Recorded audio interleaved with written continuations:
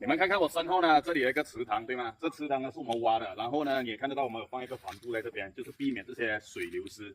为什么我们会在这边挖一个池塘呢？其实这里是我们山上最顶端，然后呢没有水嘛，我们就把下面的水抽上来放到这里，过后呢就会用这些水呢来去浇洒或者是浇我们这些榴莲树。所以呢，你看这些东西呢，我们都会先未雨绸缪，然后呢，这个池塘呢也可以下雨的时候呢帮我们存一些水，我们也可以这样子做。但是要小心，这里有一个小弟弟，这个小弟弟在这边呢，一不小心跌下去呢，这个有7扯到8扯深哦，不会游泳就完蛋了。